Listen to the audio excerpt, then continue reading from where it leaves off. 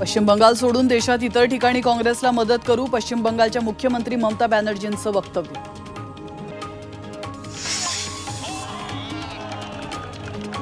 बारामतीत महायुतीच्या उमेदवार सुनेत्रा पवारांची क्रिकेटच्या मैदानात फटकेबाजी, प्रचारादरम्यान महिला क्रिकेट टूर्नामेंटमध्ये घेतला सहभाग। दिंडोरीमध्ये महाविकास आघाडीचे उमेदवार भास्कर भगरे यांनी संबळावर धरला ठेका, कार्यकर्त्यांसह वरातीत केला मनसोक्त डान्स। तूर डाळीचे दर कडाडले, डाळीच्या दरात आठवडाभरात 10 ते 20 रुपयांनी वाढ, तर तूर डाळीचा दर 180 ते 200 रुपये किलोवर।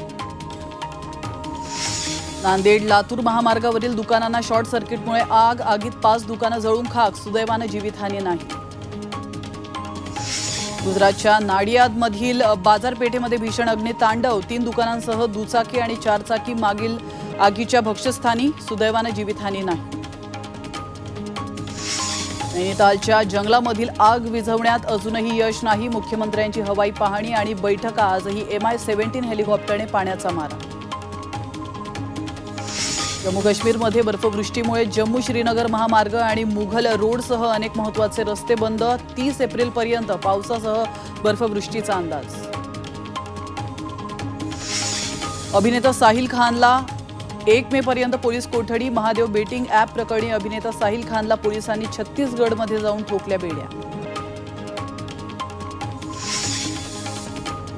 भारतीय तटरक्षक दलाची भर समुद्रात मोठी कारवाई, पाकिस्तानी बोटीतून 14 कर्मचाऱ्यांसह 600 कोटी रुपयांचे सुमारे 86 किलो ड्रग्ज जप्त। चीनच्या ग्वांगझो प्रांताला वादळाचा तडाखा, तर 5 लोकांचा मृत्यू, तर 33 लोक जखमी, शेकडो घरांचंही नुकसान।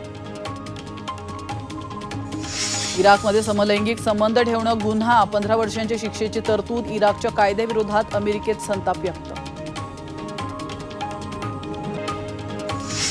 युवा देशात रोख पैशांची चणचण, ATM आणि बँकांबाहेर ग्राहकांच्या लांबच लांब रांगा, तर कित्येक तासांच्या वेटिंग नंतरही पैसे मिळेना। ब्राझीलच्या हॉटेलमध्ये आग लागल्याने 10 जणांचा मृत्यू, पूर्ण बिल्डिंग जळून खाक, तर 8 जणांवर उपचार सुरू।